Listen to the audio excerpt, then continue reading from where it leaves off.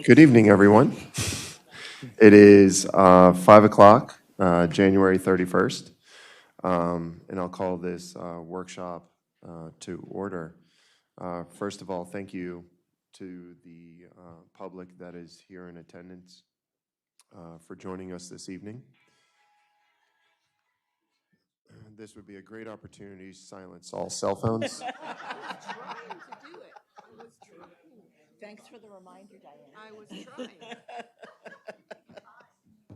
Yeah. There was an agenda, printed copies of the agenda out on the table out front. I'm making no guarantees, no promises what we're going to get through this evening. If we make it through the first item, great. If we make it further down, great also.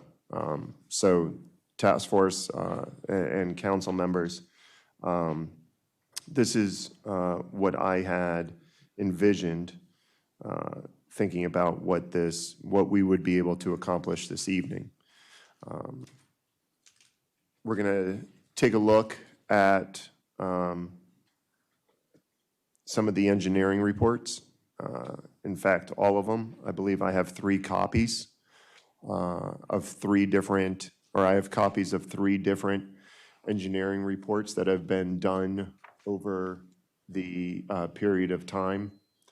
I think originally beginning with 2012 and concluding with the one that was just done, the structural assessment of the Flatiron Building done on January 3rd, 2023. I want to vet all of the material, see what is actually possible, what is dangerous, what is not dangerous, what needs to be repaired, or any other options. If we make it through these reports and we're able to take a look at some serious options, then we'll go ahead and make it to that. The third option was taking a look, or next on the agenda was taking a look at grants versus budget and what is actually possible. I know with grants, Larry wanted to meet sooner rather than later because grants start to play an important role in what can be done in a certain amount of time. And I think all of us have a reason to have this done or at least started sooner rather than later. And then lastly, if there's any next steps, then we'll figure those out. This is a workshop, so task force as well as council members, I'm looking for this to be a discussion where we can share ideas, be open to new ideas, but know that we are all here collectively to work together to figure out what is the best for this building and for the best for the residents for the town of Mount Airy. And I think that's really important because as we start to take a look at if we get to grants and budget, that we're going to be using taxpayer dollars for some of these things. And if I had personally the money, or if you had personally the money, things would go a little bit different. But no one in this room has the amount of money. Well, that's a general statement. I apologize. If you do, no, just joking. But no one's willing to at least. Well, my point being made. We're going to have to use some taxpayer dollars for this building. We can't always do what necessarily what we want. We have to keep our mind open with that. So with that being said, first I would like for we see Larry a lot. I would like for the task force members to introduce themselves to the council members, just in case maybe some of the council members may not know who you are. So Larry, we got you. Who's next to Larry? I'm next to Larry. I'm Jim Molesworth. Good evening, Jim. Adele Connolly, I'm the task force secretary.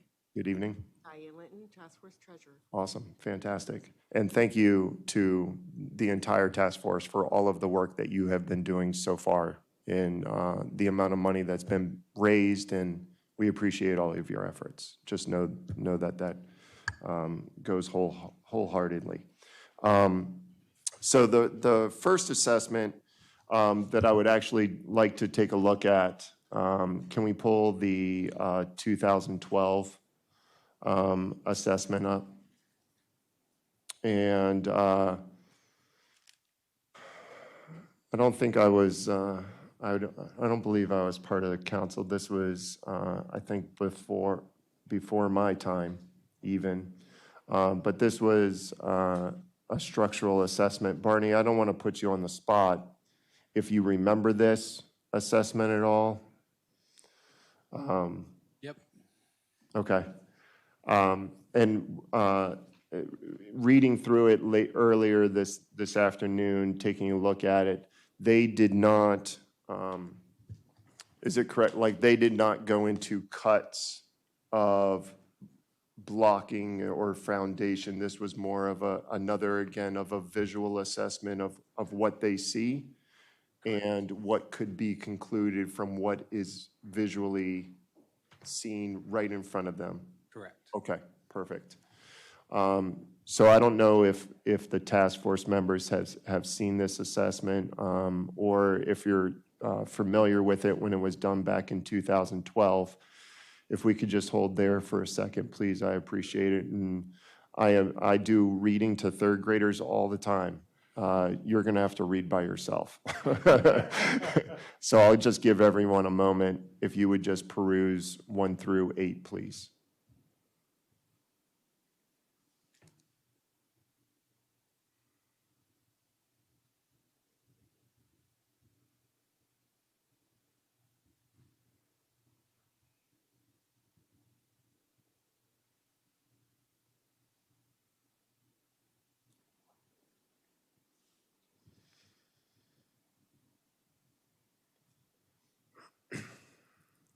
I believe there might be a few more numbers down below on the next page. Oh, yeah, perfect.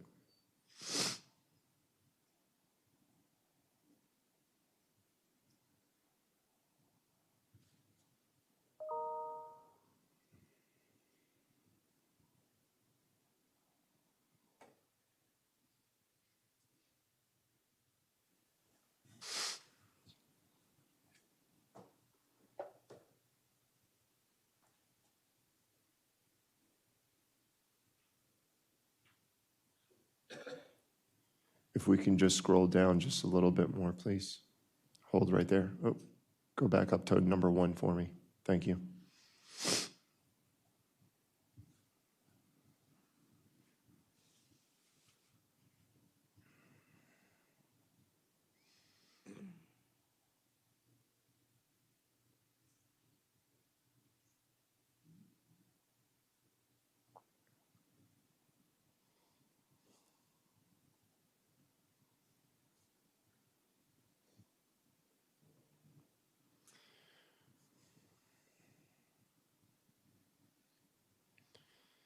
Can you just scroll down a little bit more for me?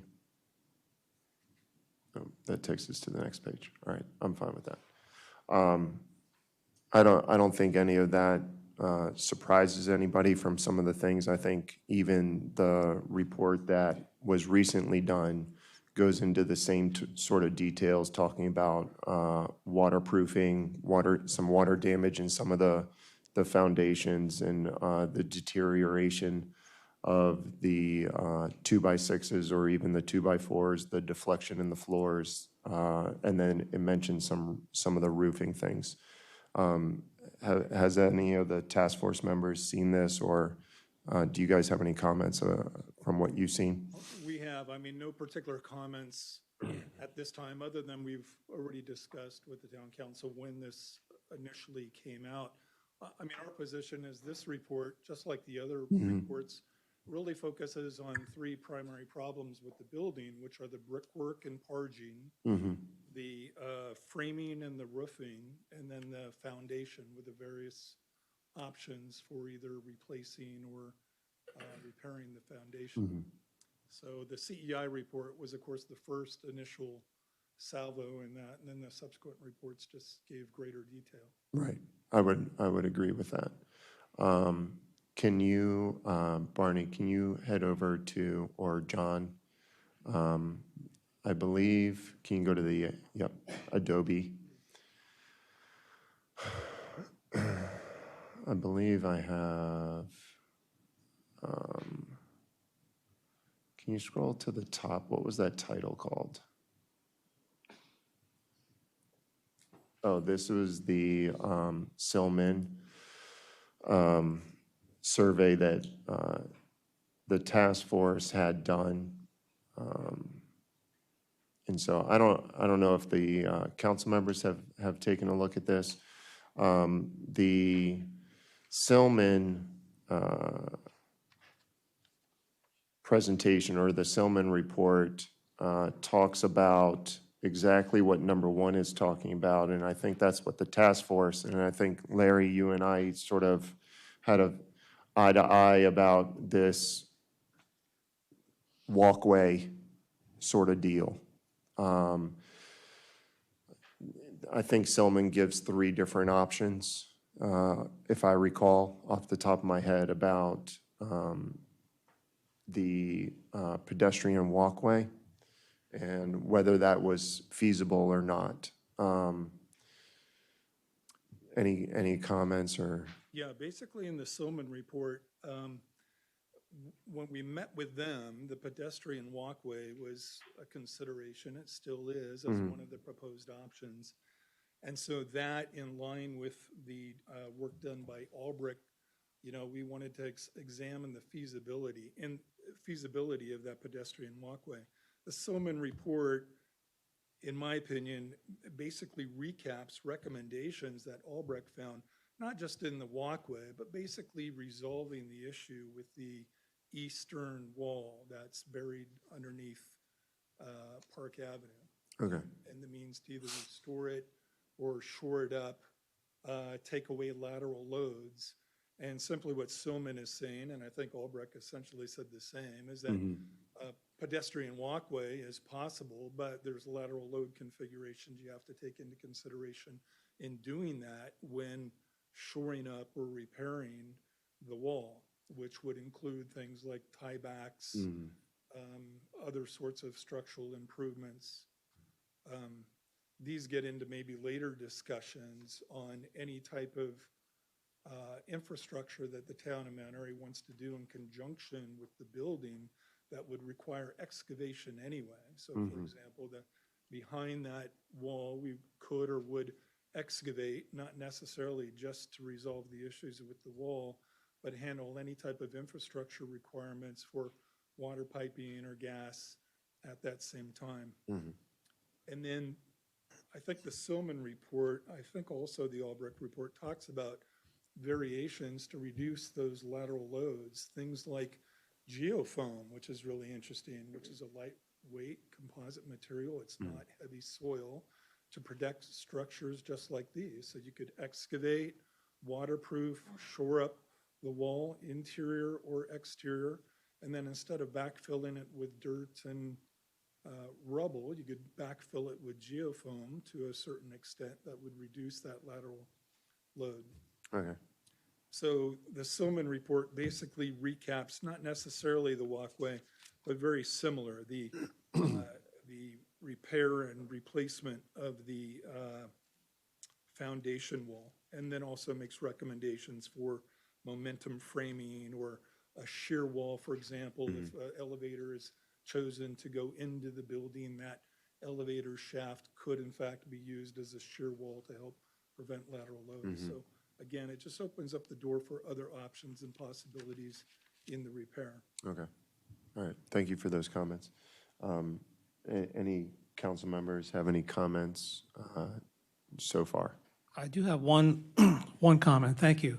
So I understand the task force had this assessment or review done. I just want to remind everybody, there is another assessment, and you should look at this as well and look at all of the assessments stacked up. This was the one performed by Local Government Insurance Trust. This is our town insurer, and they did a hazard evaluation survey in June of last year. And that report the town has, I don't know if the task force got this, council members got this. So this is another assessment. This was conducted by our insurance company's loss control specialists. So this individual is a trained occupational safety and health loss control prevention specialist for insurance companies. So they know what they're looking for in terms of insurability and liability and things like that. And this report found much the same findings as our 2012 study and then the more recent Albrecht study, plus some additional information in here as well about the safety of the internal part of the building, where there are certain sections where there are no rails, handrails, and soft flooring and such that they recommended be fixed before anybody really goes into the building.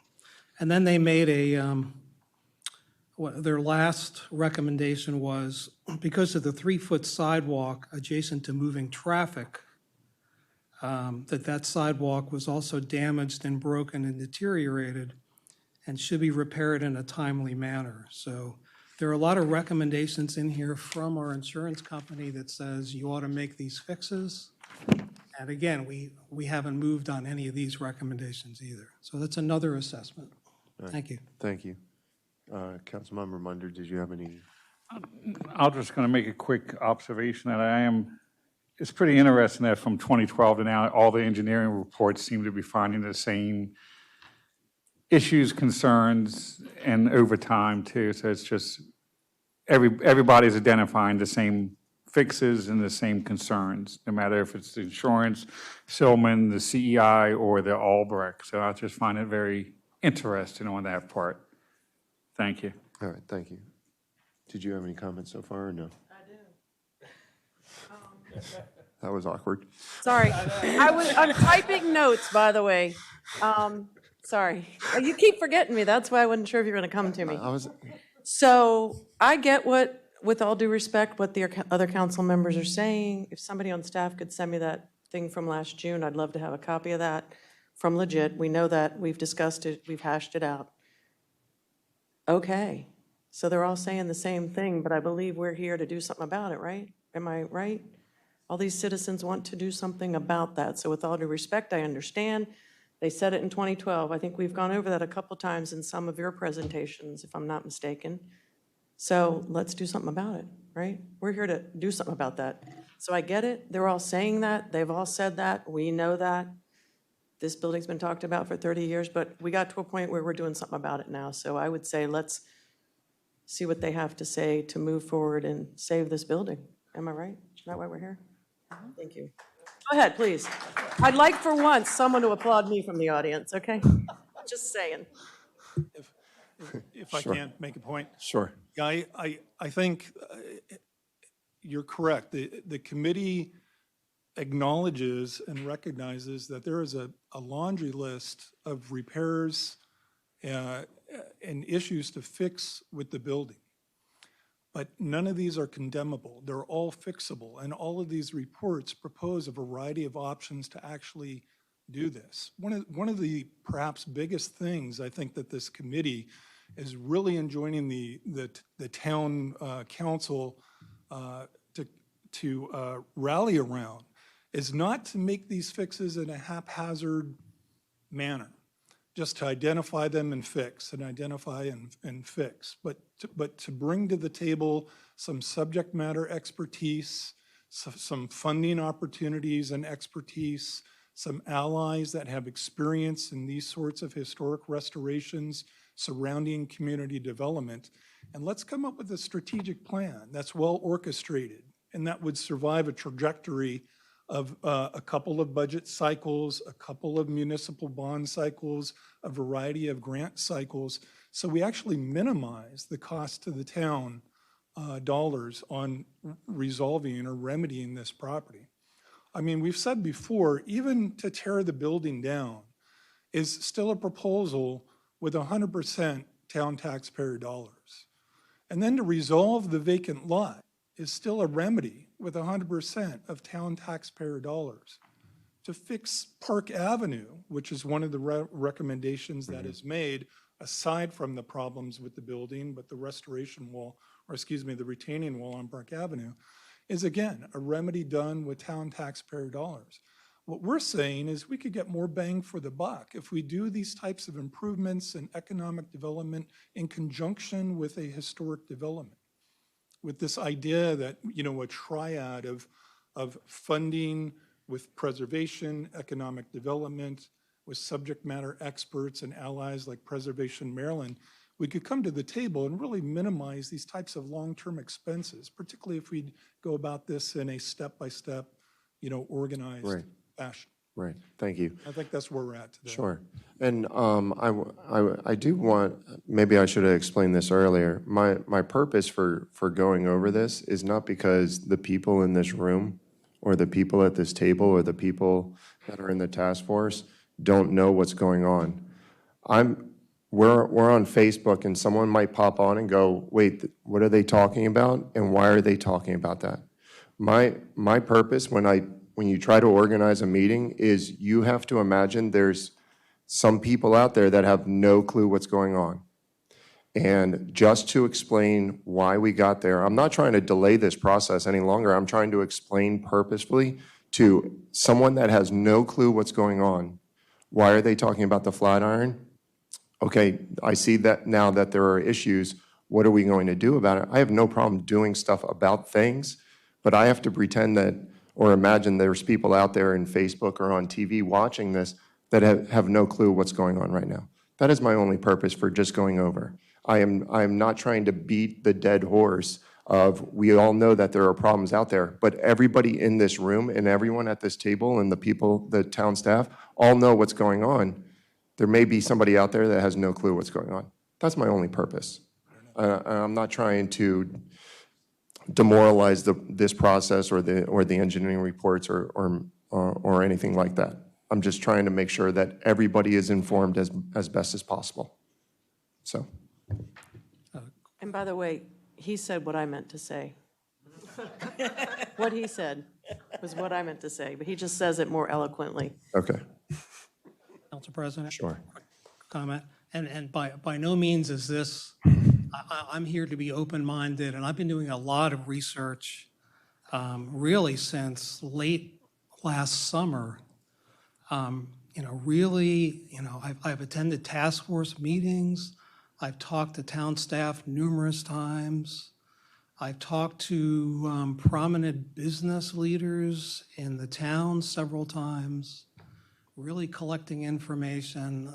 I started getting, kind of revisiting the possibility of the move the building option, and I really ran that to ground, and I was encouraging town staff to present that option to the task force, present it again to the council. So just know that I'm looking for potential options as well. But I do want to say, and I appreciate where the task force is coming from, but there's certainly that mindset of, well, anything can be fixed, right?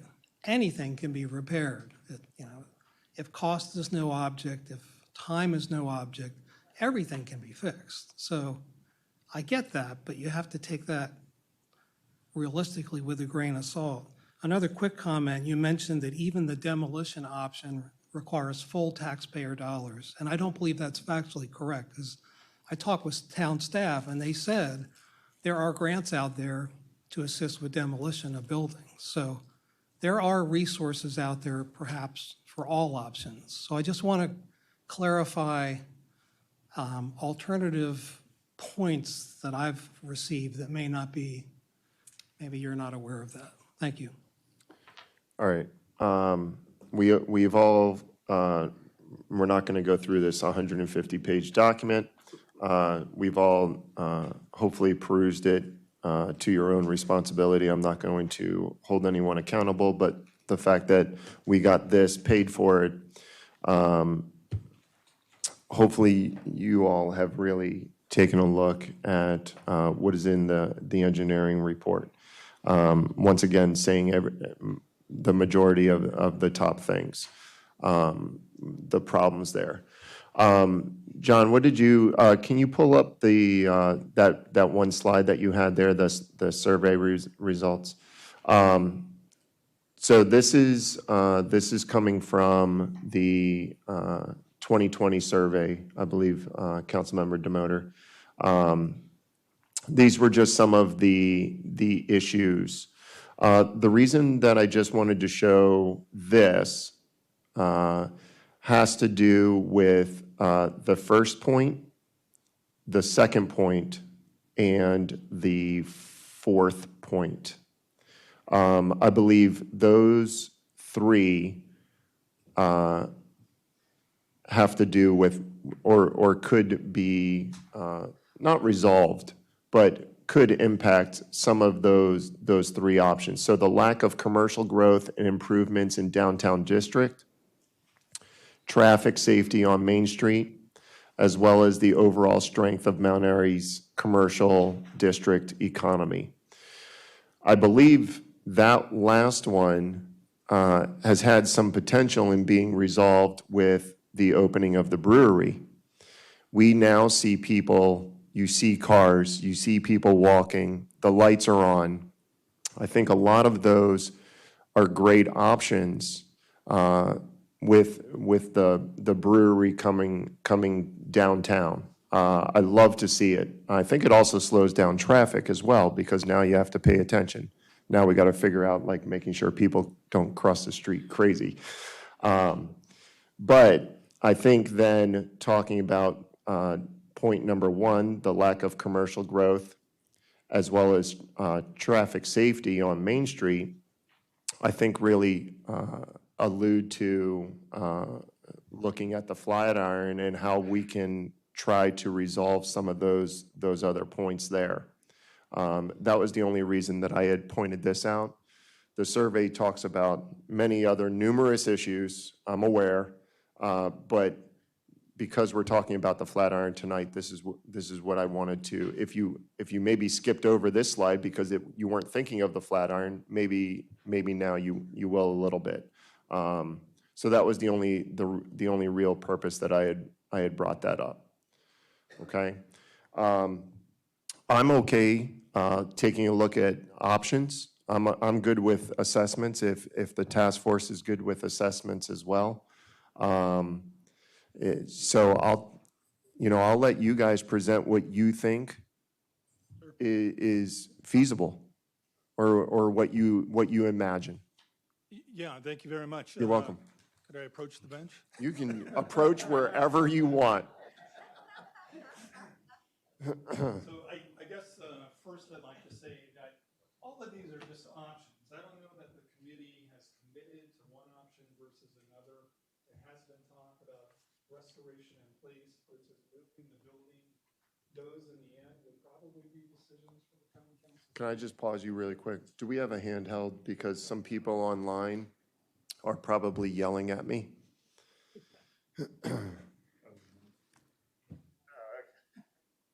Sorry. Now you can gather your thoughts.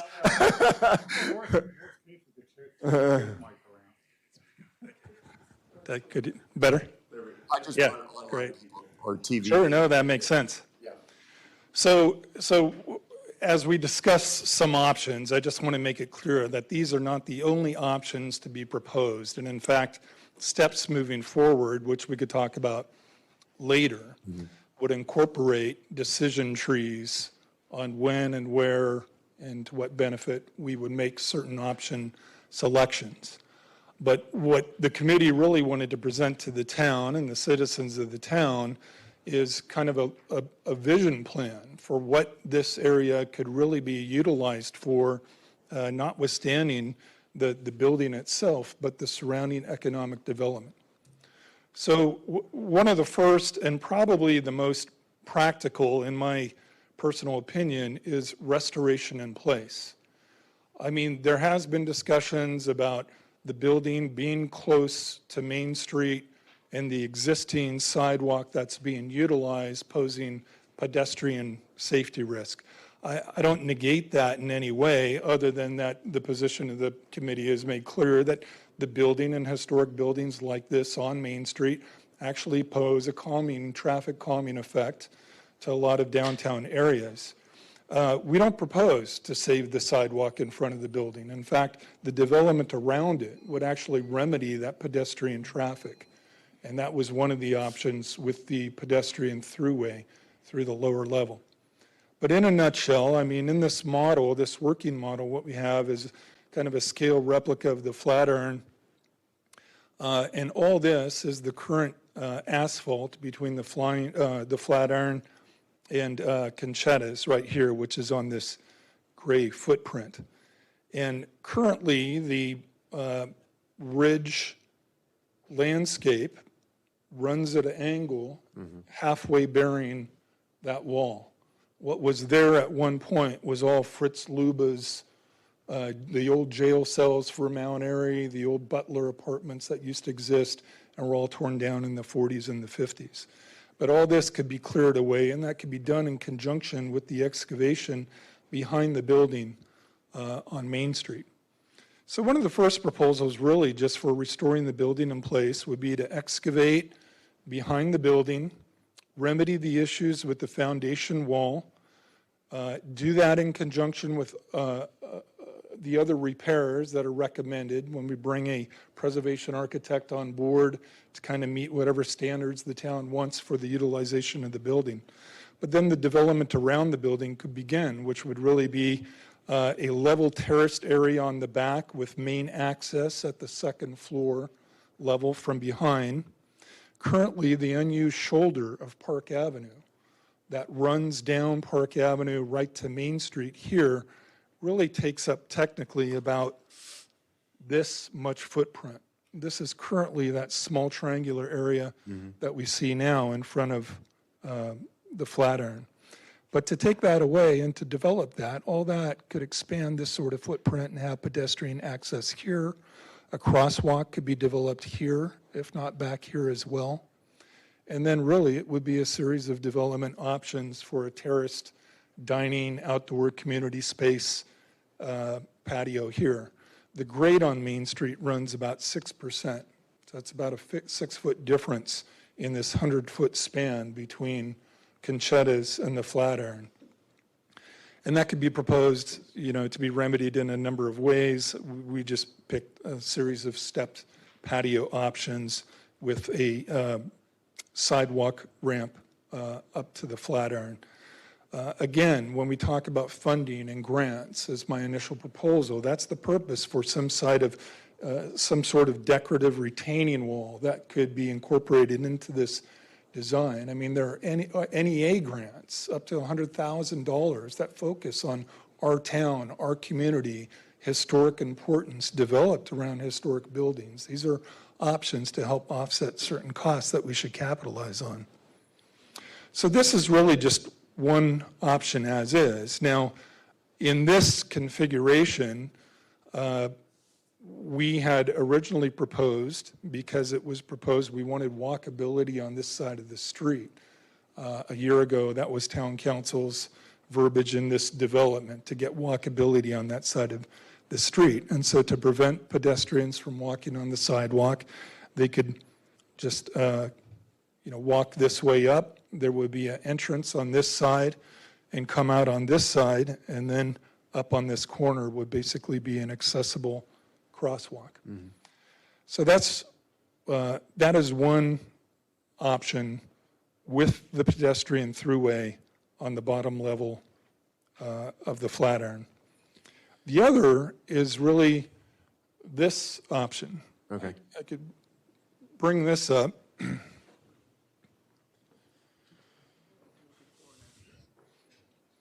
Oh, okay. Are you able to see this okay? I'm okay. Are you Okay. okay? All right, I'll just stand here.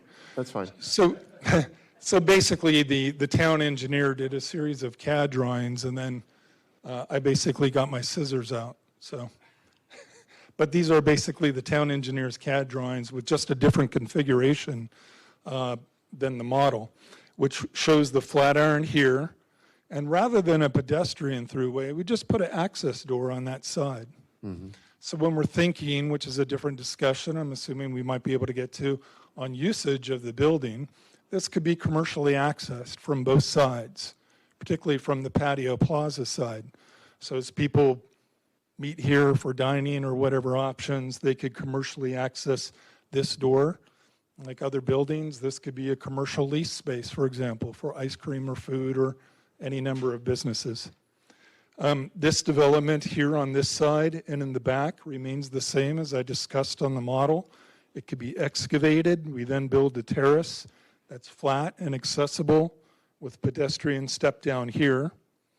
We could build a crosswalk here for ADA compliance or access into this door.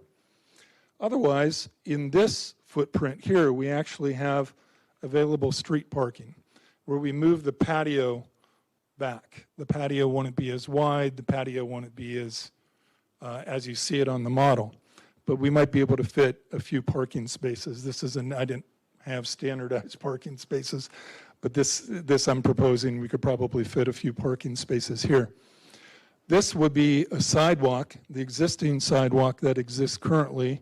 We could run a sidewalk here as it steps up this 6 foot right up into this terrace here. So this is terrace 1. As you exit the door, this would be terrace 1, similar to what you see there. This would be a step down to terrace 2 that's accessible by a down stairwell here and a down stairwell here. And again, I'd like to point out that the number of steps are not necessarily accurate. We're talking about a 6 foot difference over 100 feet.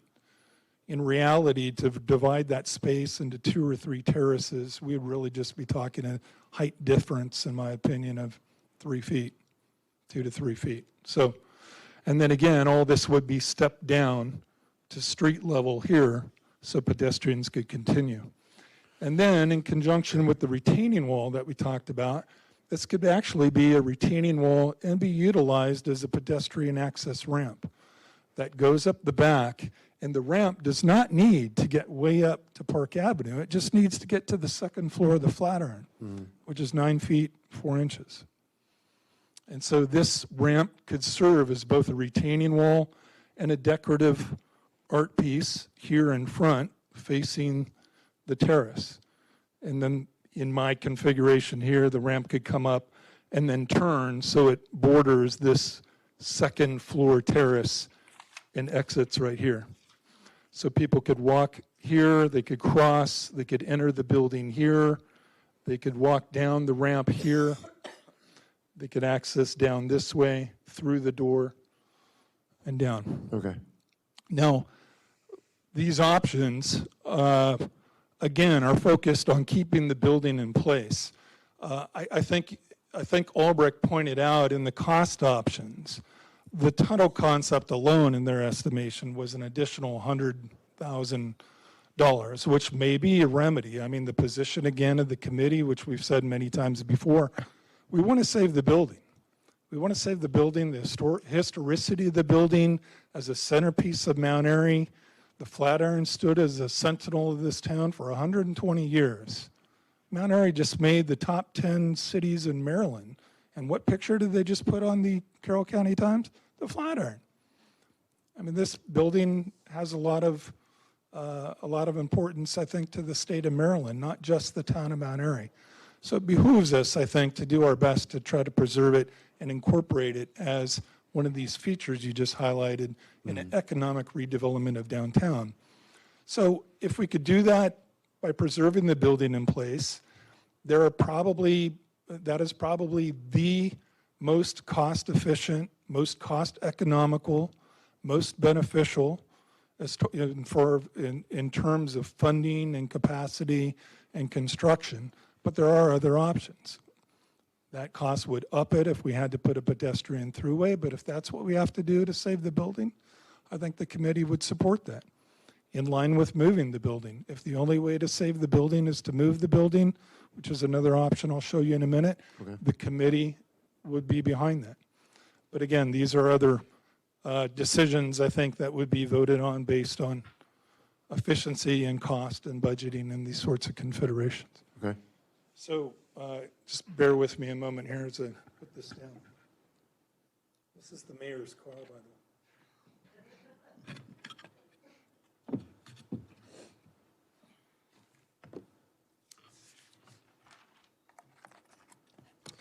While he's reorganizing, can we pull up the flat iron options there and just hold that for me, please? Actually, at the last page, does it do the overall summary?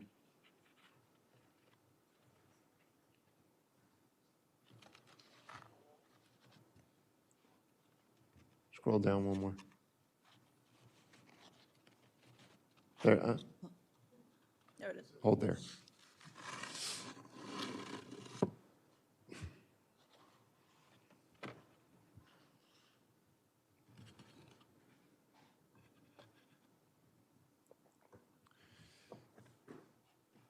I think these numbers are from 21, potentially.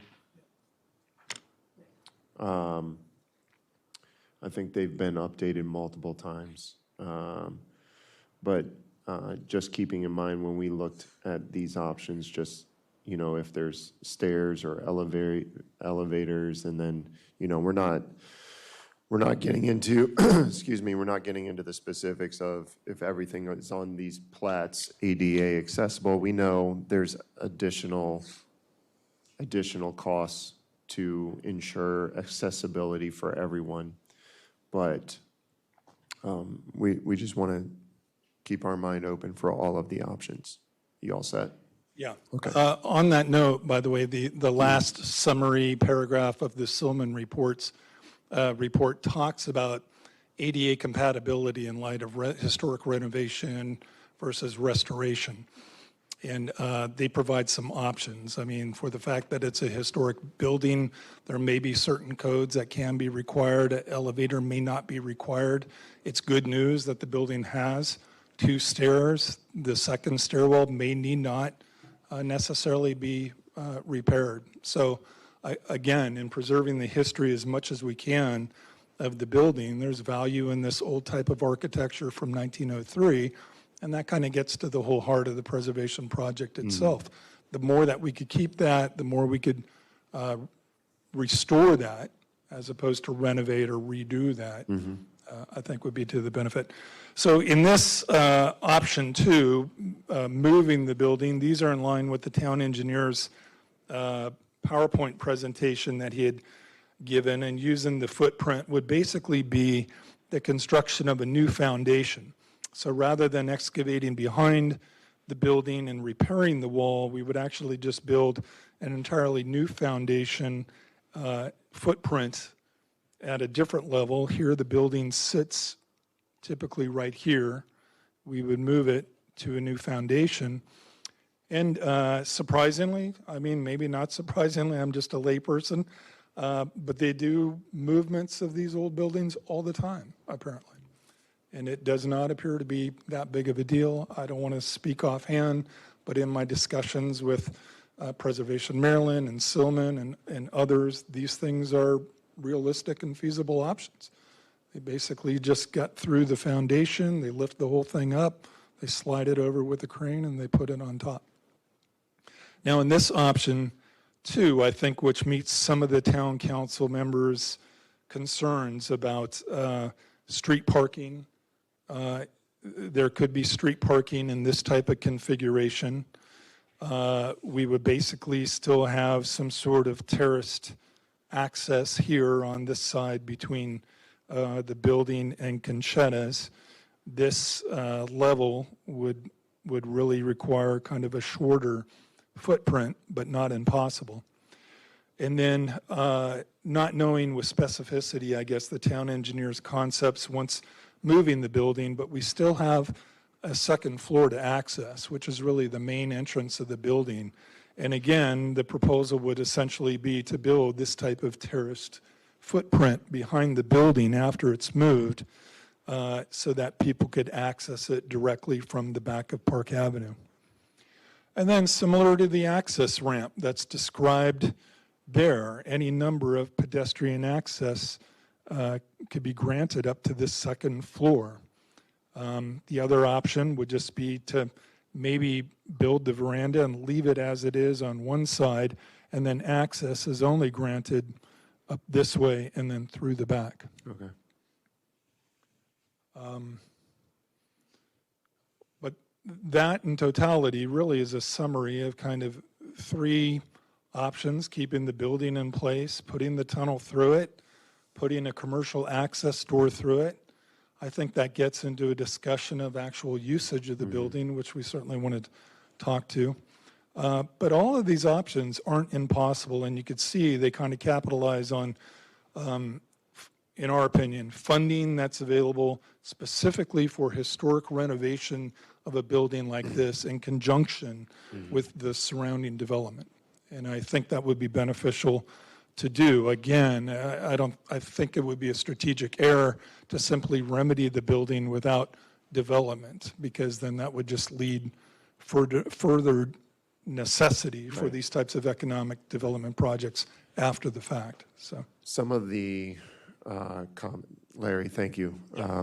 Some of the comments that have been with the Flatiron is when people are driving north on North Main and you're passing the Flatiron and you see the hillside and how aesthetically pleasing it is, that some of the additional site upgrades with this plaza or veranda type deal, I think really benefits our downtown. I'm sure the task force, and I know the council members, we've talked about this to great details. The task force has also presented some of the options that are up there. Number one, restore the existing building. It doesn't state any site upgrades, but I don't know where that total cost of $977,000 came from. To maybe that was just to ensure that it was safe to be in, maybe. But then, as it says, no site upgrades, so we would still be stuck with the hill. We wouldn't have any of the plaza features that were maybe mentioned from the task force. We can restore the existing building, add the plaza. You can see some of those potential costs that at least the town has examined. And then lastly, I think down at the very bottom, number 9, which is move the existing building. I see a misspelling on there. But to move that and whether, if that building was moving south or if that building is moving also more to the east to back it away. And I think that's potentially, Larry, when you were moving that building, I think you did the east-south kind of movement there. But that sort of gives you the cost breakdown potentially, and what taxpayers may pay or what grants may cover. I think we need to take a look at that, as well as potentially some of the other ones. I'll sort of just give my 2 cents per se, and then if anybody else wants to talk, I can take a break any moment. My sort of 2 cents has always been that we have a great-looking west side of Main Street. The brick looks different. The walkability looks different. The invitation and presentation of our west side looks different from our east side. I would love to have them match. You know, I know there was a fire on this side, not on that side. So I'm aware of why we have newer brick on this side. It wasn't, you know, for other reasons. But I guess my point is that there's walkability, there's an invitation to walk on this side. I do feel really bad for the small business owners that are on the east side that maybe aren't getting, oh, I have to cross Main Street, I got to walk all the way down this way. If I don't park in the upper deck lot, it's not as easy. So you know, part of me sort of strains at heart for those small business owners. And so my overall intention has not been, let's just take down the building for the sake of taking down the building because I don't like it. My overall intention has always been, let's get the walkability, let's get the two sides to match up. At least that's been from me. I've gotten that from other residents as well, to the point where, you know, I'll quote somebody, the one side looks like South Baltimore, and then this side, you know, looks like almost downtown Frederick, is some of the comparisons that I've gotten. And, you know, no one wants to be on that other side, you know, but that's neither here nor here. That's sort of been my purpose. I would love to have those two sides matching up. I think a plaza is great. I'm glad that you've incorporated that into your design per se. I think that's also part of the give and take here this evening, if that makes any sense, where we could have small artist bands come and play on that side of the street, and, you know, people can go and visit Conchetta's or George's Girls and go into Crying and Johnny's and get more visitation on that side. With the brewery on this side, you know, everybody's now on this side of the street again with Lorienzo's and, you know, the lights being out there with the plaza. I would really love to give the commercial business owners a fair shot, an opportunity to say, hey, why are you guys always doing stuff on this side but nothing on that side? I don't think that's very fair, and I think, you know, into consideration, we need to consider wholeheartedly everyone that pays the leasing rents on Main Street. It is not cheap, and to be down here when we do a festival on Main Street and close Main Street, I'm hoping that people can visit those or take an opportunity to visit those other commercial areas. I never think of it as a downside, but I'm not the business owner where, hey, you're taking away my parking, now I lose 5 customers. I look at it as, I just gave you 500 customers to come in and spend some money to try. I can only do that. I can't make them buy something. That's on you. But I want to present them the opportunity. That has been my only intention to do a newer building. I get some potential upgrades. I get the ADA accessibility. I don't think we're very ADA friendly. I'm not in that position, but I may be at one point. And then I can't say, how do I get to this plaza? How do I get to this restaurant? Where's the accessibility for me? That's where I go, let's do a new building. I know I can get everything with that building. It has been my point of view, in all honesty. Plus, I get the newer footprints. I get some newer areas. The whatever shape that is, whatever shape the Flatiron building is. And I go, okay, I can use maybe 3/4 of the floor, but as soon as it starts to go to a point, I go, well, I can't do anything in there. Who's going to stand in the corner? Baby's not going in a corner. That was my joke, okay. My third graders get it. Nice try. But to use the whole area has always been my purpose for saying those areas. I've never really, the larger buildings have never been really of an interest to me. I don't want to create so much open space where it puts us in a really difficult situation. Meaning who's gonna worry about leases? Who's gonna, now I got so much empty space, I don't know what to do with it. So that's sort of where I'm coming from. If we're able to accomplish some of those things, I'm willing to listen.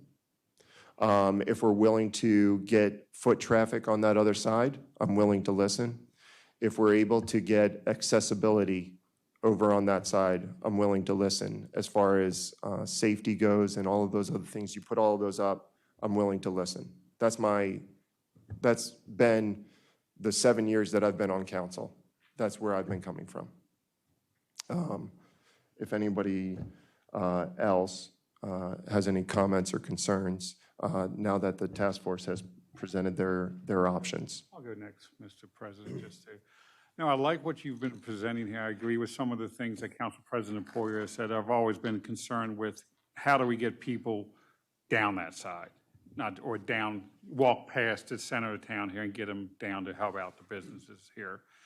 And accessibility has always been a problem, either for ADA or just people walking down the street and across. So what has been presented here is a good start. You all have done a wonderful job doing these presentations, and especially the poster board one here. I don't think anyone has ever considered that type of design. It kind of meets everything that I would like to see, and what other people said. It's accessibility, commercials, got the nice dining plaza that can help out the restaurants there. If they're busy or takeout, they don't want to sit in the restaurant, they can walk up a little bit to the plaza and eat out there and everything. So that can be the draw to get people down there to that side of the street, and it has accessibility for ADA and just a ramp to walk down. So that's a plus for me. So I really like to go ahead and listen to the other options, and if that's on a smaller scale, I would like a copy of the poster board one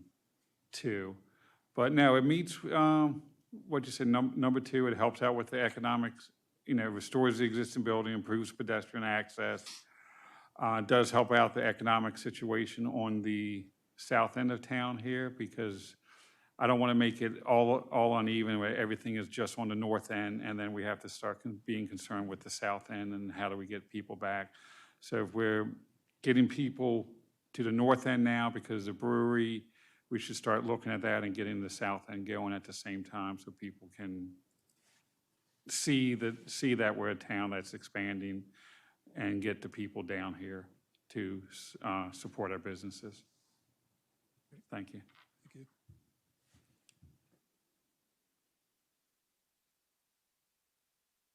Oh, Oh, the baby. sorry. I'm So memorable. Have you been bad, Lynn? Is that why you put yourself in the corner? Action, perhaps? Barney, really, really quickly, I don't know, can we pull up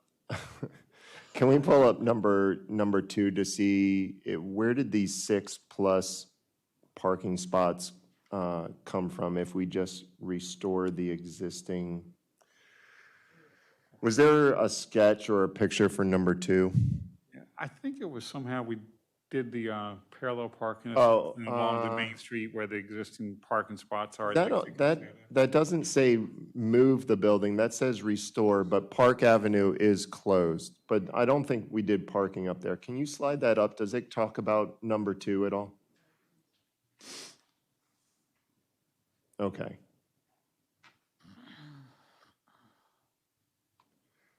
Barney, from an engineering perspective, because I'm looking at this, where does 6+ parking spots come from? Do you see, am I missing something? So it's been a while since we've done these options. I understand. These are from I back didn't- 10 years ago. It's okay. The parking gain, unless we move that, there's no really parking gain down on Main Street. Okay, Possibly, there might have been some parking gain up on Veterans Lane side. That's a possibility. If we're Okay. talking about adding a plaza, improved pedestrian access, so we're doing site upgrades, and that parking might have been most likely up on the Veterans Lane side. okay. Can I ask Barney, was that, I just vaguely remember, how many got added up past Chewy's? And you have to understand, Park Avenue got closed with It this did. option. Yeah, yeah, yeah. Now that it So- went one way, how many parking spots did we Right, get so there? somehow either using that Park Avenue or Mm-hmm. just that area up at Veterans Lane side, because there's no cars coming up, you can put pull-in spaces right there. Gotcha. I think that was the idea of that extra Okay. 6 spaces. But what got added by Chewy's when we went one way on Park? How many spots are there? Currently, On that left in front of Chewy's at Park? Right now, They're just or seven. parallel spots, right? They're parallel spots, right? But we got more of them, I thought, since we went one way. Is that where the 6 came from? I think this option, and I'm not speaking out of turn, but I think this is proposing on-street parking, I think is possible. Down there, So- okay. no, because no, it's it not. wasn't- Thought it was No, up on again, it's Park. not moving the building, so there's no room to add on-street parking there. That's true. Okay. So And those trees cannot go there. Just to make everyone clear, we have power lines there. understand that these drawings here, I think you'll find that some of these drawings are the same on different options. They're not necessarily the exact drawing for that option. We didn't have, like, this had a sketch for a medium-sized building. Correct. We didn't have a sketch for restoring a building and putting a plaza in. Got it. Okay, so we just used some random You're fine. You're fine. drawing that was put in there. You're fine. We're not. So this I is just not wanted to- necessarily the exact sketch for that option. Well, even with what Larry was presenting with the first option, Larry, I'm not going to have you rebuild that. With gaining the 3 spots, whether they're, oh, sorry, it's over there, whether they're to scale or not to scale, doesn't matter. I just want to, if he's thinking about, well, we could potentially do 3 spots, and then I was just looking at that chart and saw 6. I was just curious if we got 6 or if you got 3 or Yeah, if I can make whatever. Sure. just one comment to consider about parking. If you currently do a satellite map of Mount Airy, actually over the last couple of years, there are 3 parking spaces that are actually being used for dining. 2 next to Crying Johnny's and 1 in front of Conchetta's. By building the plaza and patio, it would free up those existing spots for parking rather than dining. And I'm not saying that would be an overall net Right. gain or loss. I'm just saying it's a more efficient use of parking spaces. with, so with with all of your diagrams, because sometimes, I don't know if the owners are parking there, they do have sort of like a little plaza there and maybe 1 or 2 spots that I think people are just pulling in to grab food, what have you. Does your models, does that go up to what we consider their area, or does it go up to their building or their sort of plaza area? It does. On this model, the gray area here is the entire footprint of the firehouse with Conchetta's, George's Girls, and Crying Johnny's. So- Okay. So this proposal really talks about developing all of that available asphalt area. That's Okay. currently both privately owned and owned by the town. Okay. How much of that do we actually own versus what does Conchetta's or their Eliana? So the town owns down to about where the mailbox is. So it's Okay, a small area compared, all the parking spaces are part of Ileana's okay, area. okay. And the town owns like halfway up the hill, shooting across the hill. So when we are, I'll ask my last, I don't mean to take the show over, I just That's have fine. questions. I'm Okay. ready whenever you are. with the retaining wall that is potentially being presented, or even on that, does the town own enough of that that we can repair all of it? Or are we repairing, is there things to consider if we do half of it and leave the other half because it's not ours? What's going on with the hillside, I guess is my question. Does the town own the entire hillside, or does that then fall into Ileano's as well? So only a small portion of the rock as you're going up the hill belongs to the Ileano. The town owns basically everything above and mostly down the hill. And behind the building or south of the building toward the mailboxes. So most of the flat area is Ileano's, not town-owned. Most of the other is town-owned. Okay, so do you feel, I'm not going to hold you to your word. Do you feel comfortable enough by saying that if we need to make retaining wall upgrades, that we could do it for all the way up into the Ileano building so that there's no damage, whatever? Do you feel comfortable about making that assessment that we could make retaining wall? Sure. Okay, Yes. all right. Yeah, And I will not hold you to that if later on you go, Jason, I And screwed up. and I think they would prefer us to work with them and maybe actually take some of that area and improve it all. Okay, I think there would be a benefit to everybody with that. okay. And I apologize. This is not the Jason show. I just want to throw that up. Go ahead. Okay, thank you. So I have some broad statements and, some specific questions. So back to the plaza topic and who owns what. So can you show me, Barney, on that map, that plaza area to the right, how much of that area do we own and not own? So we probably own maybe to here, Okay, so that line going up. some here, and then it kind of, again, follows that slope of that Okay. rock that's going up. And I believe there may, Basically, all this we own, so whether you kept it in place or you moved the building, where we talked about moving the building would be on town property. okay. A couple questions. Larry Belay? Question for you. So in terms of moving the building, so I saw early on when I looked at the downtown vision plan, there were statements in there about moving the building 20 feet back. And then I heard statements about moving it 10 feet. And then in the Siemens report or somewhere else, I heard only 3. So how far would you actually move the building? What's your optimum proposal at this point? Because 3 feet, We would move the building in accordance with the best recommendation by a preservation architect. because 3 feet doesn't In sound any like, decision that well, 3 feet was discussed with Silman at the time when we just wanted to get footage in front of the building. okay, Rather than moving it all the way back. It's possible to move it 3 feet. Silman points out it's probably cheaper to physically move it further back where Yes. you could build an entire foundation. yeah, they It's said it not was impossible easier to to. move it 3 feet, but again, with limitations and the decision of the town. Yeah.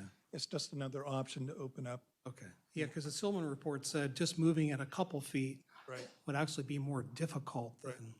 Right. Okay. So I've spoken to this topic on many, many occasions at many town council meetings. Council President Poyer allowed me to give a speech. I probably spoke for over 10 minutes about safety issues and concerns. All of the assessment reports have done nothing but reinforce my continual concerns with the building. And I've made statements before, and I'll make it now, and I'm being very sincere and honest. I cannot support leaving that building in place. I believe it's not the right solution for the town, and it is a safety concern. And even when we had our first conversation with Preservation Maryland, actually last February, one of our elected officials said, They shared that the elephant in the room is safety on Main Street. Too narrow at Main Street. Shared that safety is a significant issue. So that to me, I mean, we know this. We know that that area on Main Street is narrow and that building is abutted up against a major traffic artery. And even if you put a walkway through, which now you're saying that may not even be a preferred option, that building is abutted up onto Main Street. And I think by leaving the building where it is, we are, I really believe this strongly, we are settling for less. We are shortchanging the future potential for our downtown and our Main Street by leaving that building where it is. I love the plaza area. For me, parking spaces aren't a priority. It's the walkability, the plaza space, that is appealing to me. Again, I want to reiterate, you know, I'm here to represent all the citizens of Mount Airy. And you are a group of very passionate people who want to preserve the building. And your opinions are no less important to me than anyone else. But everyone else's opinions are no less important to me than anyone else. Everybody in this town, to me, has an equal voice and an equal say. And I'm here to represent everybody equally. You know, I don't look out for particular friends or particular interest groups. Everybody, no matter if they're a volunteer, if they've been here for 30 years and been previous council members, if they're just new to Mount Airy and they're just living their lives and trying to have a safe place to live and a safe family, I represent everybody equally. And so, again, when I ran for town council, the survey was a real driving factor for me on why I ran for town council. And I told people, I'm going to represent all of you. You all have an equal voice. And what you said in the survey will drive my going in position on all the issues.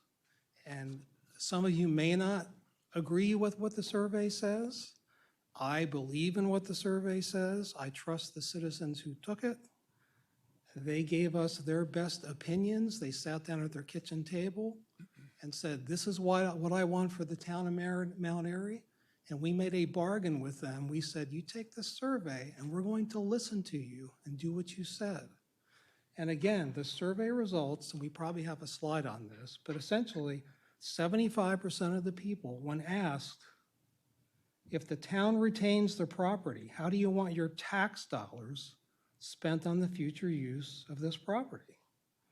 And 75% of the people picked an option other than restore the building. And when you looked at the written-in comments, 75% of the write-in comments dealing with the Flatiron said, we'd like to take the building down. We don't want to restore it. So I'm here to honor what all the citizens have asked for.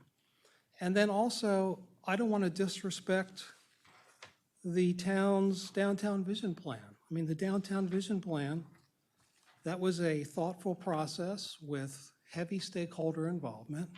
Charrettes, which just last night we had citizens saying that's the charrette process they want to use for the Beck property. So very complimentary charrette process. And the recommendation out of the downtown vision plan was to take the building down and go with a different option. So I don't want to disrespect all the other voices out there. You're here and you're vocal, but there are silent people out there and they have a view, and I need to respect everyone's views. And two other things. If you look at the downtown vision plan, one of the key project goals was evaluate reuse or redevelopment of portions of the study area as a way to reconcile safety and circulation concerns. And leaving that building in place is not reconciling safety and circulation concerns. The recommendation out of the vision plan says Throughout the course of the community engagement process, residents of Mount Airy voiced their concerns regarding the future of the Flatiron Building. A majority felt that the building's location, configuration, and unkempt condition lent itself to demolition and rebuilding. Additionally, some past options were ruled out. Example, it is no longer an option to leave the building as it is structurally unstable and poses a health risk. I think that's been borne out by all the assessments. So I'm just here to say, and I've said it at other meetings, I will not be able to support leaving that building in place. If there's another different option, and I can look at it, and I would like you to look at it through a different lens. I know you want to save the building. I want you to look at it through the lens, kind of where Council President Poyer was going, is what did people say in the vision plan and what the objectives of the vision plan were, and how does whatever option you might pick support that? What did the people in the survey say they wanted, and how does your option support that? So for example, if I were to get on board potentially with any option, I'd want to see that, again, 22% said remove the building and stabilize the land, fill with grass, shrubs, trees. 24% said replace with multi-use park-like benches, a small plaza, and no building structure. So you got about 45% of people that basically say they want a plaza or a park or something like that. They don't want the building. So any option for me would have to have a very prominent plaza where people can gather and meet and have, there could be bands playing, they can have their lunch. There are people in this town that aren't that passionate about history, and that's fine. And they just want a nice place to bring their family on Main Street and enjoy Main Street. So we have to provide something that works for them and for all the citizens. So to recap, and it's not a surprise, you all know this, and I've met Mr. Molesworth, we've met individually, I've met with other task force members. I've done a lot of work on this. So I don't want you to think I just sit here and poo-poo this. I've done a lot of work and time on this to get me closer to something that would be workable.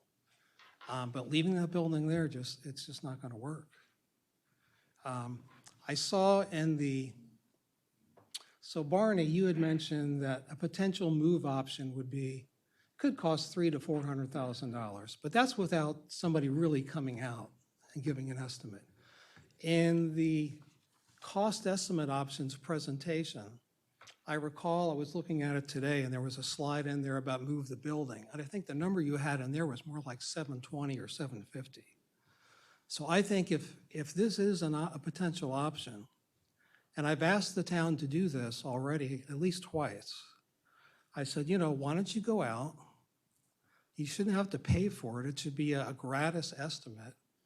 Send the structural assessment report to whatever moving company. Let them come out, look at the building, really see it, understand what they're dealing with, and let's get a fairly realistic estimate on what it would cost to move the building and if it's feasible. Maybe it's not, because if you're only moving it a couple feet or whatever. So that to me is an important step. I've even asked, and I know you don't want to do it because you don't want to demolish the building, but I've said you want all the information available to you to make the most informed decision. Because if you had somebody come out and give you an estimate, I just want to know how much would it cost to demolish that and haul away the debris. That gives you a number. You could then compare that with moving the building, and maybe you'll see that they're close, or maybe they're far apart, but it gives you a frame of reference for decision-making. That's where I'm at. Another point would be,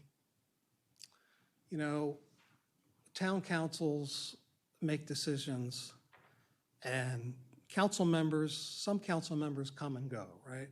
This is going to be a project that's going to last with us for, I don't know, 5, 10 years potentially. I don't know how long it'll take. So some council members will come and go. The mayor may come and go. Perhaps Mayor Hushhour will be here for another term. Perhaps he'll retire and go to Margaritaville. But my point is, people will change, but the town is left with whatever decision we make. So we better make sure we really buy into the decision and we can support it long-term, because I think costs are going to be more than we think for any option. And the last part of that is we have wants and needs. You know, we need a police station. We have issues retaining our police force. We may, I don't know, do we need to pay our police officers more? Or why can't we get and retain police officers? We're really getting into the wants versus needs conversations on this council, and especially with the budget cycle coming up. And we're going to be asking our taxpayers to fund something like this, and then also have to fund some real needs in the town. So all of this kind of is weighing on me as I think through this. So those are my thoughts. Councilmember Munder. I'm going to not argue, but I'm going to put some points here out to you to counter some of the things you just said. You said the downtown vision plan, it's a decrepit state of the building and things of that. And of course, when all that was done, it's part of the survey, none of this was presented. Everyone saw it as a decrepit building, but now we have a very highly dedicated group of volunteers that have come up with excellent options, particularly that one on the poster board, which I kind of find it kind of interesting that you said, oh, people want to come down, have a place to hang out, plaza, walkway. That's the option. You just described that option that you said you couldn't support because people were saying, oh, we want a place to come down. I see a place that people want to come down, hang out, grab lunch, hang out, eat, and all that. And well, I'm not going to get into a long conversation with you. It's getting late. We all have things to do. So I'm just saying you need to start looking at the options with an open eye, because you just said you can't support anything. So you're looking at all this with a closed eye. At least Council President Poirier has said, bring it, hit it on these points, and he's willing to listen. And unfortunately, you don't seem to be willing to listen. And we know that we have wants and needs in here, but this can also help bring economic vitality and money to this downtown to help and fund some of those wants and needs. Councilmember taxes. Munder, I don't need to be told that I'm not listening. I'm listening. I do my work as a council member. That building is still sitting on Main Street. It's not being moved. I explained and articulated my position very clearly. That's my statement. Thank you. Points have been made. Councilwoman Reed. I have a lot to say, but I'm going to hold off so that we can get moving, because I want to hear from you all, and I want to be able to go through the options and actually have a conversation about them. So I will hold off. The one thing I do want to address is something Councilman Demotta brought up with the survey. Survey says, so we're going to talk about the survey now. It's for the people at home. Question 21, part 1. This question is about the Flatiron Building. Would you prefer selling or giving conditional ownership of the property to a private enterprise if possible? 1,785 people answered this question. So I've said this to Councilman Demotta before. If anybody's a statistician, I teach stats sometimes and I prefer not to, or a mathematician, a survey is a statistical tool. Anybody in marketing out there? It's a statistical tool used by people in marketing, statisticians. It's a tool. It's not the Bible of what you should decide to do. It's a tool to figure out what's a way we should think about going, okay? 1,700 people answered it. You can also be skewed in how you want to look at a survey. If you're looking for something, most companies will do that survey. They do a sampling, et cetera. I'm not going to get into the explanation of surveys and statistics for you. But when I look at this, 1,785 people answered. Yes, 671 people said yes, they would prefer selling or giving conditional ownership, 37.59%. However, you have to look at all the stats in this pie chart. 640, 35.85% said, I'm not sure, I need more information. So I could make the argument again that I believe our mayor has made in the past. And I think previous Mayor Rockenberg questioned this in a conversation I had with him. The I'm not sure, I need more information. I have a feeling that, and I have said this, here we are 3 to 4 years later from this survey. It's the same thing as we addressed with the Beck property. We have a very involved base of citizens who are getting informed and are getting more information. As you can see now, as Councilman Demoter said, we have a large base of people getting involved and getting more information.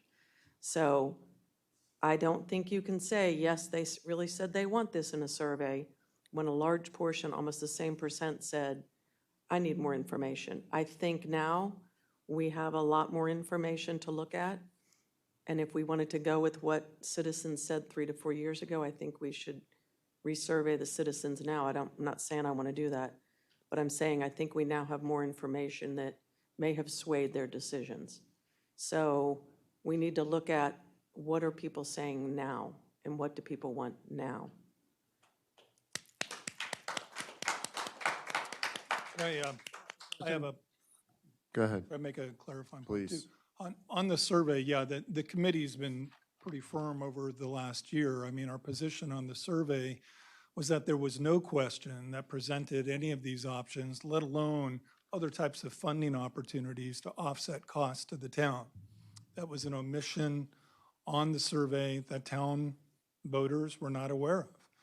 In addition, the option to preserve the building in place was followed by a parentheses with explicit language that said that this would be at additional expense to ensure ADA and elevator compliance and other sorts of things. I think that those things bias that particular question on the survey. In addition, the survey, if I remember correctly, there were 841 written responses, and I read every one of them. And 75% of those responses said that citizens wanted to preserve Mount Airy's small town historic charm. And that sits in the Flatiron, in the heart of Mount Airy. The Flatiron represents Mount Airy. It's part of the historic district. It's identified as a building with unique architecture that makes up the National Park Service Registry of Mount Airy as a historic district. And to tear this building down, once it's gone, we will never get it back. You were right, Congressman Demoter, Congressmember Demoter, Congressman, soon to be Congressman. I'll take the salary increase. You're right. Elected officials and mayors come and go. I know, you and I both know, it is hard to maintain a thread of consistency and continuity through any type of government project.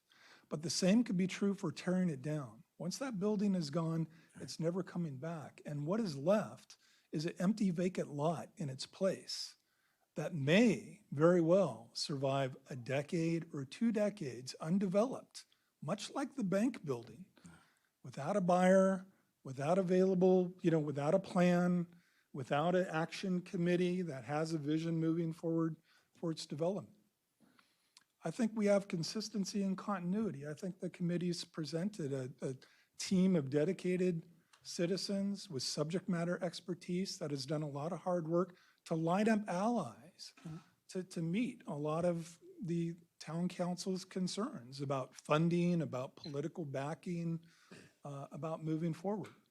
This project, we have a vision for this project. This project will probably be a couple years in the making. It will be on phase-based funding. Nobody's asking the town to come up with $2 to $3 million for this type of project immediately to put it in the kitty, but step by step with the money that the town currently has, plus fundraising efforts that we are prepared to continue and raise, That's approximately $250,000 worth of seed money for this particular project moving forward. That $250,000 capitalizes. That's 10% of a $2.5 million grant or series of grants.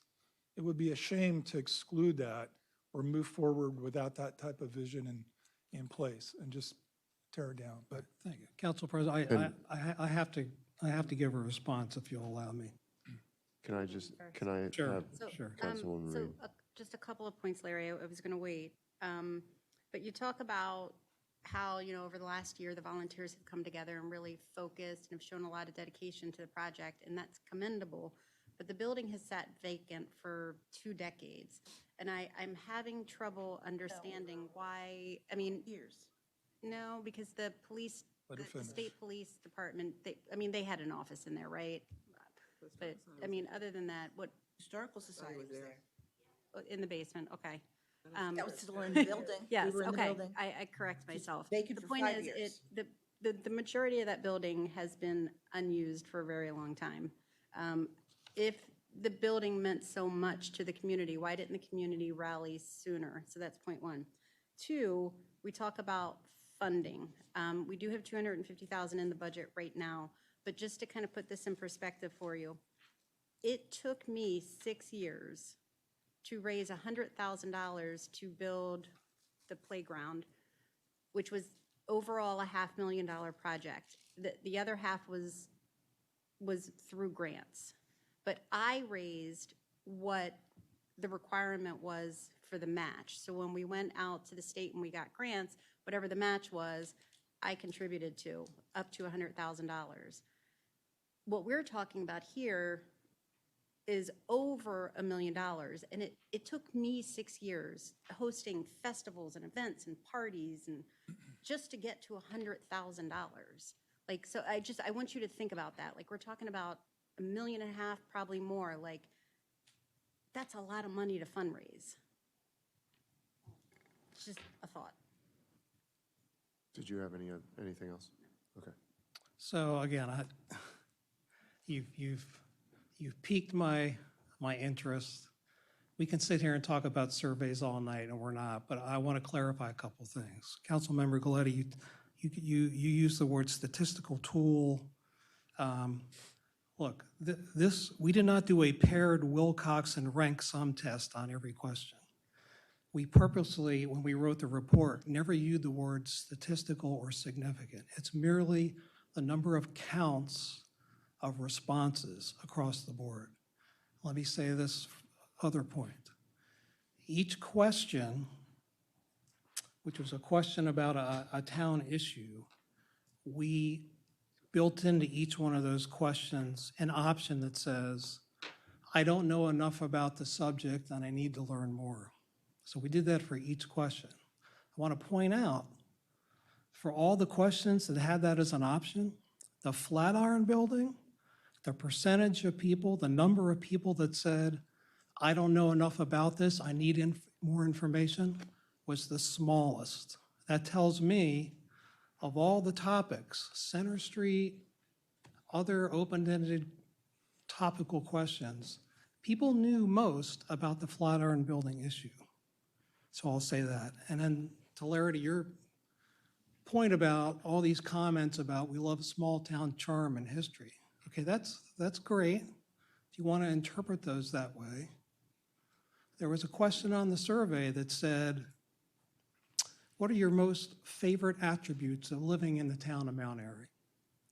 The top 5 were, off the top of my head, sense of safety, community, location, great place to raise a family. There were about 16 options they could have picked from.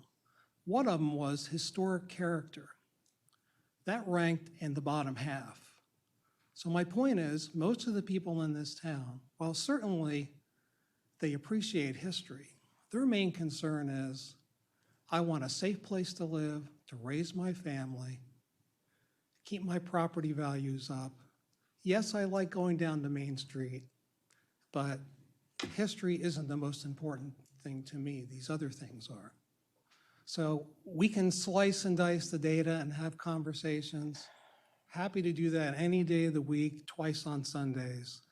but I just have to, I guess, feel like I need to defend the survey. And the last point, in terms of the questions and being biased, before we sent out the survey, our last Growth and Development Task Force meeting, we had Mayor Rockenberg, Council President Hushhour. We went through every question, word by word, and said, is this question good? What do you want to change? Are you okay with that? Nobody raised any issues with the Flatiron questions. So we, in terms of quality control, vetting, approval of the survey questions, that all happened before it went out. And then I think we're done talking about the survey. I just need to make one point from what you're saying, Councilman Demoter. You said the majority of the citizens of Mount Airy felt that the Flatiron need to come down according to the survey, or the Flatiron was not useful, and the majority don't believe in historic preservation. Please keep in mind, that may be the majority of the people who responded to that survey. 1,785 people responded to that survey. What's our town population? 9,000?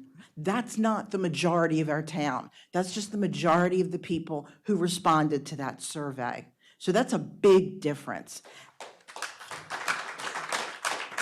May I? And can I just? Go ahead, sir. And to respond to Councilmember Reed about why did the community not rally sooner? Because prior to that, town council had never threatened to knock down the building. Reality, no other town council was ever brave enough to address it because they know it would get them either kicked off council, it would get them reelected. I mean, I remind the council that that's actually not accurate. Zach Peters in 2016 worked with Preservation Maryland to find $1.5 million in funding that they brought to the table to Mayor Rockenberg. And that was not considered, it was not evaluated by the town council. Those options had been discussed and presented. And I'm not faulting any particular council or any particular elected official at the time. What I'm saying is that what lacked was a vision plan. What lacked was commitment. What lacked was a variety of options and a strategic plan moving forward. Even today, now, I mean, the ideas that Councilman Demoter suggested, additional costs, let's get another quote. These things kick the can down the road in a fashion that is neither strategic nor really moves the project forward. We have other options that we should really talk about as we go forward. And number one really is to start to bring on board a preservation architect who could consider your thoughts, the differences between moving the building, the cost options and a variety of options, the feasibility on ADA requirements, the feasibility on its intended use, commercial or government or public access, and put it together in a manner that would really give us the benefits.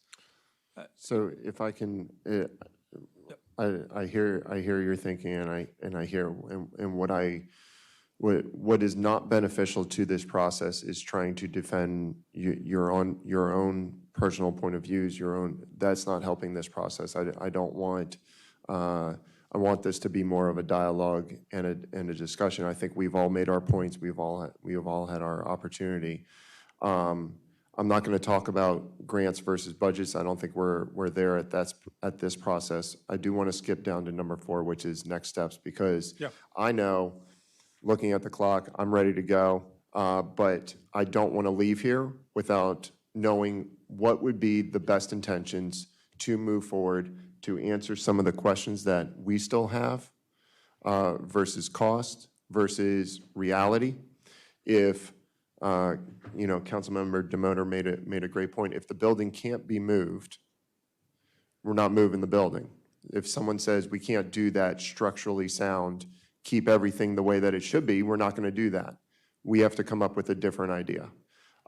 So you alluded to at the beginning of the meeting in your introduction that maybe you had some potential next steps. I do, yeah. Yes.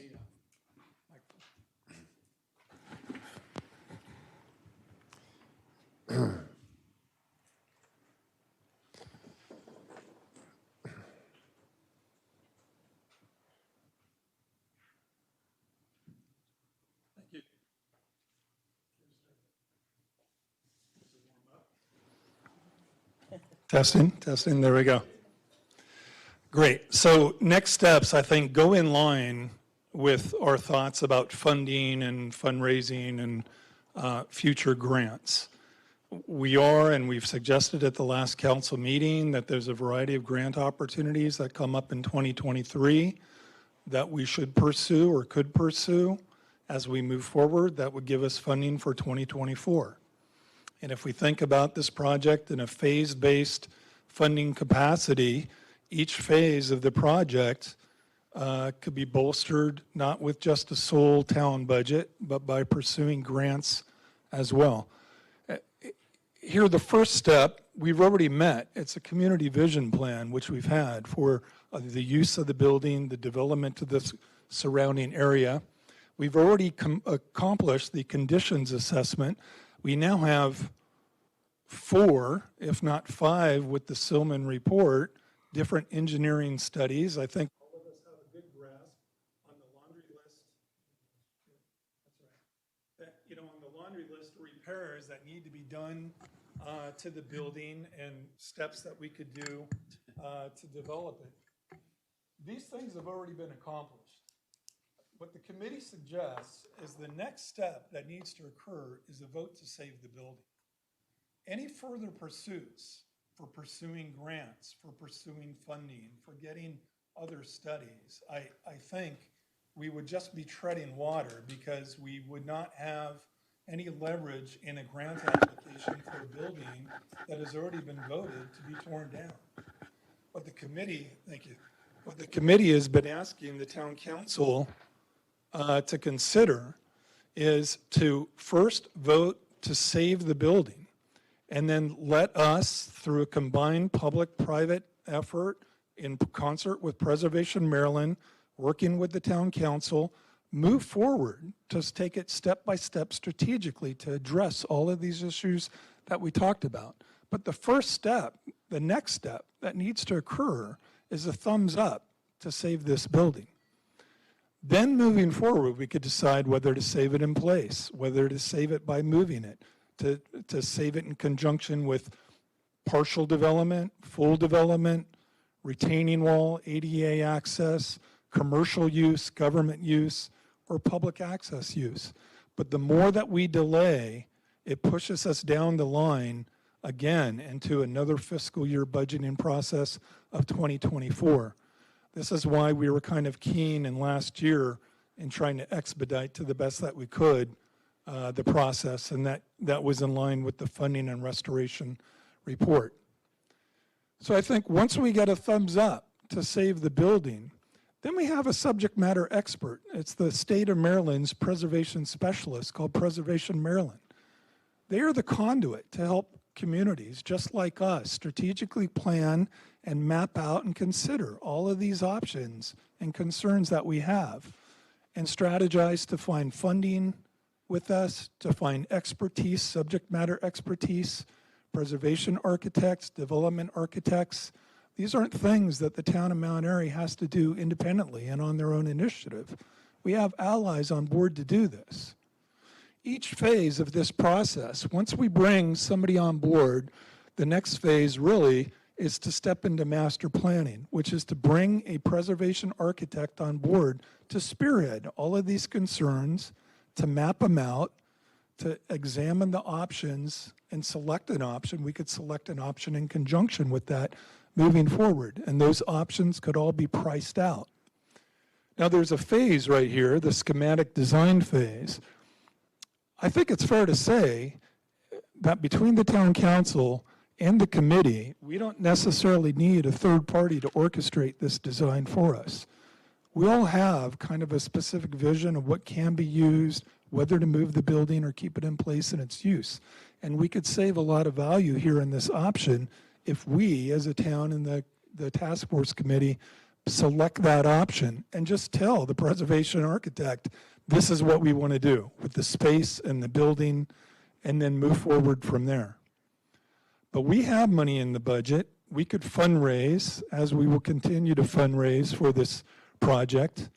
Grants are available not just to the town of Mount Airy, but also to the Historical Society and to other nonprofit organizations to do component funding for different aspects of this type of a building. So I think that's where we want to be, is bring on a master planner so we could really move forward. Once that is done, there's different funding available for design development to take our options and come up with exactly what we want to do and then cost it out in preparation for construction. And last, of course, which is the construction phase, there are municipal bonds for that. I mean, the mayor has pursued at the state level municipal bond funding, but projects like this need to be shovel-ready. It's a master planner who gets us shovel-ready. So if we're talking again for the actual meat and potatoes of the expenses to accomplish this project, that's really going to be at the construction phase. And this option exists, really, which we should pursue at the state level for that option, but we don't need to do it now. We don't need to solve that problem right now. So what we're proposing is that the council, with the limited time that we have, vote to save the building. That gives us February until the end of March to then coordinate with Preservation Maryland to move forward and apply for 2 or 3 grants that are specifically designed to help offset costs for this type of master planning, to RFP, to do a request for proposal, to bring on board a preservation architect to help us. There's specific grants and funding available just for that. Once that person is on place, once that firm is in place, if we find the right partner between the town and the task force, then the next step in conjunction with them, in addition to discussing all of this, is to talk about funding or the lack thereof, to talk about how the town of Mount Airy wants to approach this project in a tiered, phased approach, and let them map out phase by phase and the funding that would be needed, and even assist in pursuit of a variety of different funding options to help offset those costs. That's what I'm talking about. I think that's what the committee has been talking about with regard to, rather than, coming up with another expense, to do another expense for the roof, to do another expense for a cost analysis to move the building, to get estimates, to get another engineering firm on there. Let's bring somebody on board that could put this together and spearhead this moving forward. I think with that, the committee has been committed, and we've clearly shown, we're dedicated to the project, and to the extent that elected officials come and go, I hope to say that the committee, if not myself, would be a long-term strategic partner in this initiative to actually relieve the town council from this type of responsibility. And this could be done in conjunction with the task force and Preservation Maryland and other partners. So. All right, thank you, Larry. I think on the February council, I think Councilwoman Galletti has a potential resolution, if I'm not mistaken, that is directed to the Flatiron Building. And I'm sure some other discussion will continue there. Barring anything from that, and then looking forward, I think then we would reach out back to the task force to see if another workshop needs to be held, or if further discussion needs to be held as far as options. Some of the people, council members, are still worried about costs as far as moving, if we need to move the building, or what have you, whatever other potential costs may be associated with this project. So I do thank the task force. Thank you, audience, and thank you, council members, for coming and participating on such a short notice. Thank you for all of your time and effort. And I believe in February, we'll take a closer look at this resolution. I believe it's called the resolution. Is that correct, Councilwoman? Actually, the lawyer corrected it to an ordinance. An ordinance, okay. So this will be 20, whatever the number. It'll be on the agenda And I think we'll go to publication of that agenda on Thursday or Friday, so you can take a closer look at that. But if you go straight to ordinances, resolutions, it should be towards the bottom of that listing there. And then we will see where we go from there. But thank you again, Task Force. Thank you, everyone. I appreciate it, and have a great evening.